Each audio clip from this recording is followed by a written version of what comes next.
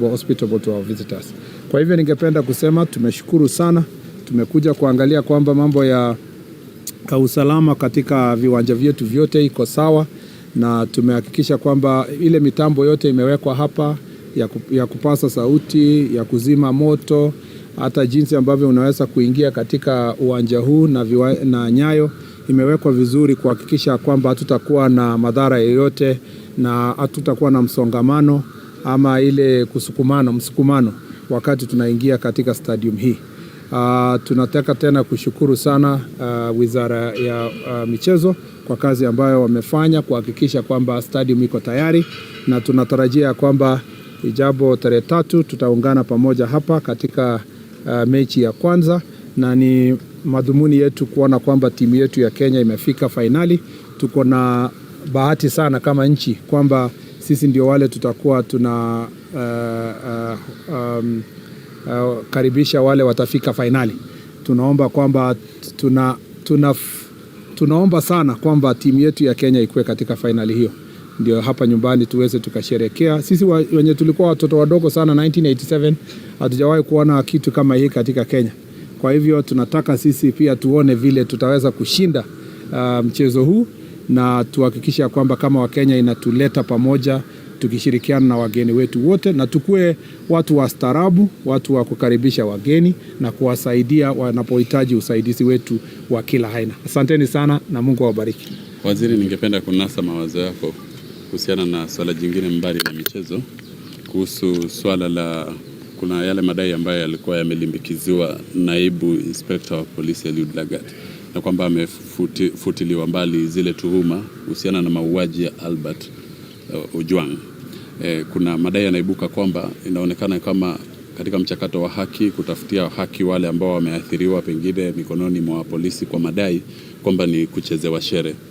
Na una maoni gani kwamba kutoka katika Wizara ya Usalama kwamba mchakato huu haujaingiliwa kwa vyovyote vile kinyume cha sheria na mamlaka yako? Kesho saa 6 mchana nitatoa habari kamili kuhusu mambo ya usalama, na nitafanya katika ofisi kuu ya wizara, na ninawakaribisha nyote. Asante sana. Kwa sasa kama uko na maswali yote ya mambo ya usalama, tuko tayari kesho saa 6 mchana. Sports, okay. Yes, glad. Pengine ungetoa swala moja.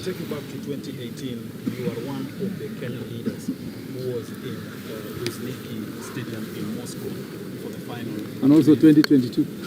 When you look at that stadium and you look at Kasarani Stadium, does this stadium stand a chance to hold a final in the CHAN? Yes, I think that first of all, let me say, as a person who has followed football in many places, gone to Premier League matches, as you say, the World Cup, I think we've made very great progress in terms of infrastructure. If you remember, I was also in this ministry, and when I left, the pitch was not at this standard, and we were struggling with the CAF to meet the standards that they required. And we brought CAF experts to come themselves and assess the stadium.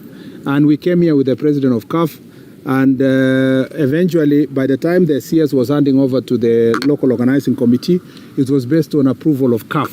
So we, as a country, we must really be proud of ourselves that we have made such a great progress, that we have now renovated our sports facilities to the level that it can host these CHAN matches.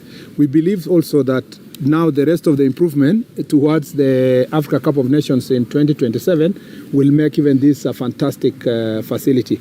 But never forget that we are building one of the best football stadium in the continent at the Talanta Stadium, which is football only. And that will give the fans even greater experience, because you will be closer to the pitch compared to a mixed stadium like this Kasarani. So we may not have this stadium at the level of say, for lack of a better example, Stadium de France. Okay, but we have a stadium that is international and passes the standards of required for international matches. So that way, that's important. That's why us coming here is to see whether the security apparatus are of international level, because then that is what will, and we want, and when you see us from different ministries, not just security alone, because a meeting had been held earlier with the other ministries, health, because of port health issues, tourism, because of the expectations on tourism areas, and so forth, defense, who have been helping in the construction. Why we are looking at this as a whole government approach is because we know the importance of hosting international matches successfully to the country in terms of marketing our nation. So this is an international stadium. It may not be at the same level with others, but we are headed there, and particularly with Talanta, I'm sure we are headed there. And maybe in addition, you know, those who were not here in 1987 until now, you know, we have had situations where our national team goes to play outside the country because there was no facility that fits the bill. And I think this is a substantial progress which has been made by the deliberate efforts of His Excellency the President to invest in infrastructure. And therefore, as we talk about the standards in Kasarani and comparing with the other countries, we need to appreciate that we have made substantial progress. In fact, even as late as last year, the teams were struggling where to play. But you see now, we have a facility here. We have a legacy project, the Talanta City, which is coming up. We have Nyayo, and Nyayo is going to be in 2 phases. We have done 1 phase for Chan. We will do another phase for AFCON, where Nyayo will also have canopy and other facilities.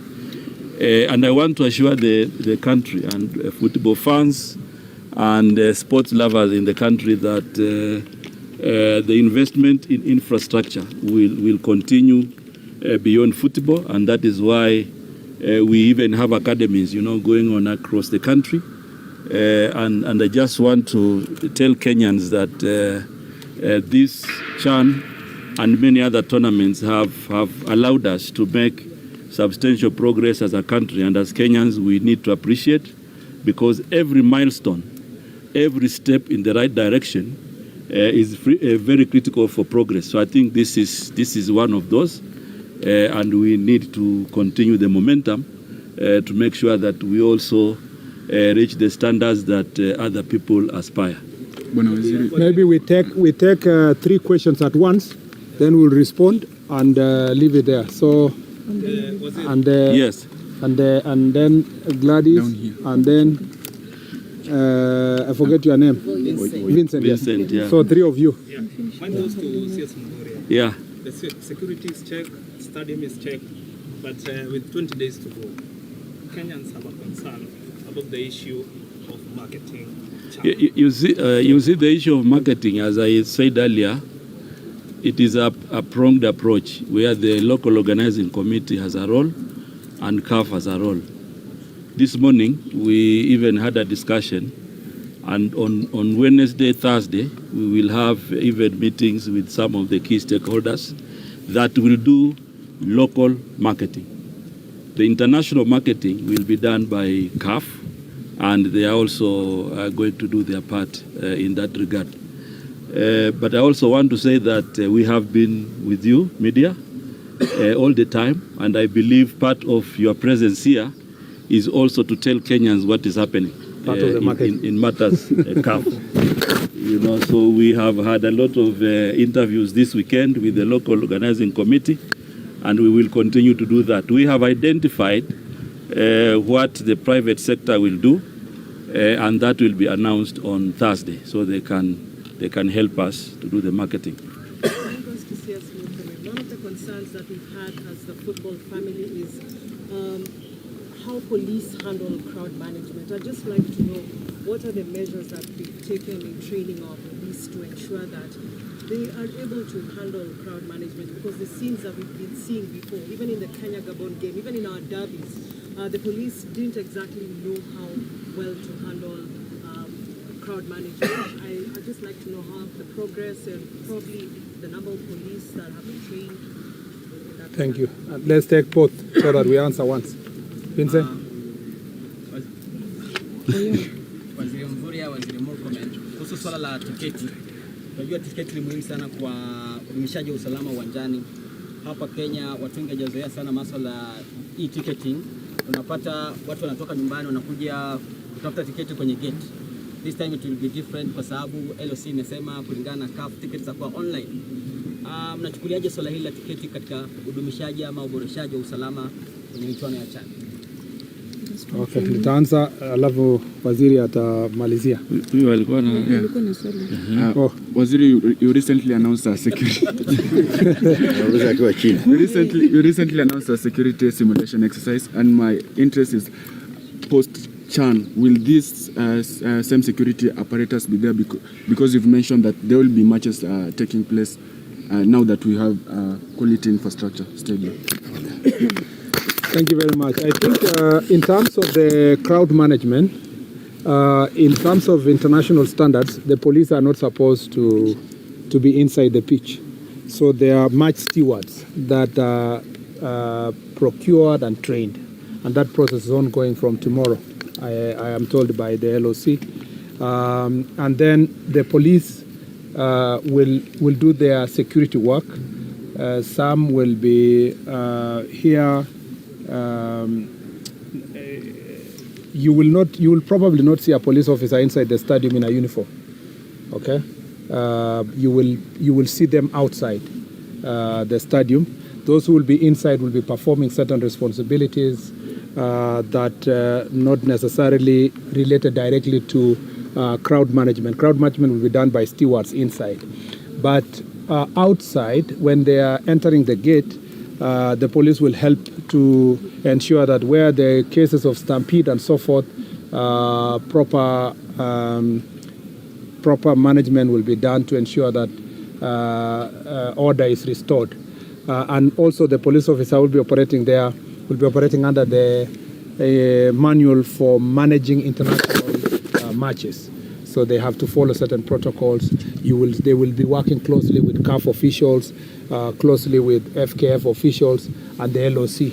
They will be guided by the local organizing committee team. So that is how the security is structured. But of course, we have a bigger responsibility of safety. That may not be for directly crowd management, but other safety issues to ensure that nothing happens to the fans who will come and the players who will come here. Also, there are other security issues that are related to fire and so forth. As I said earlier, there will be standby fire extinguishers. There will be all these CCTVs to protect the place. So you should expect that will be the case. I think your question was directed at the CS, but just to add on to what he has said, these security protocols will be continuous. It will continue. Now that we have good facilities, as CS Mvurya said, we will be having many matches. This stadium will also help in music and other cultural events. And so the National Police Service must continue being on standby to make sure that this is taken care of. There is also a reason why in where we have stadia, we have police stations. It's partly because to protect the facilities. Remember that we have also a Department of National Police Service that deals with government installations, protection of government installations. That is also an ongoing process. So we will continue like that. Thank you, Waziri. Okay, thank you very much. I think on the matters ticketing, which you have rightly said that they're electronic, and I think as a country we have really moved in terms of technology. Many of our services are online, and therefore I don't think Kenyans will have a problem buying the e-tickets. And in fact, the portal will be open from Wednesday. The portal will be open so that people can buy their tickets. And therefore, we don't foresee any challenges with that. We do our transactions online, and therefore this is not an isolated case. And I'm sure if there are issues that we need to help, if there are challenges that are foreseen, the FKF and local organizing committee will be available to address them.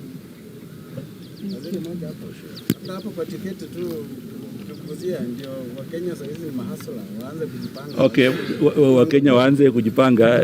Hii mfumo wa tiketi utafunguka Jumatano hii na utakuwa unaweza kutafuta tiketi yako kwa simu yako kwa sababu utatumia tu mtandao.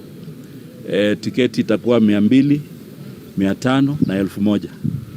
Ili kuzingatia kwamba Wakenya wengi waweze kupata nafasi ya kuweza kuja hapa na kuwa mafani washabiki wa timu yetu.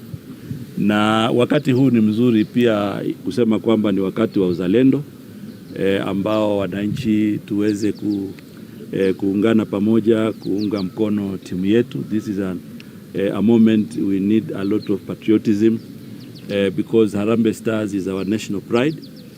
And sports is only a catalyst. CHAN is only a catalyst for us to inspire the entire economic ecosystem and also to profile our country.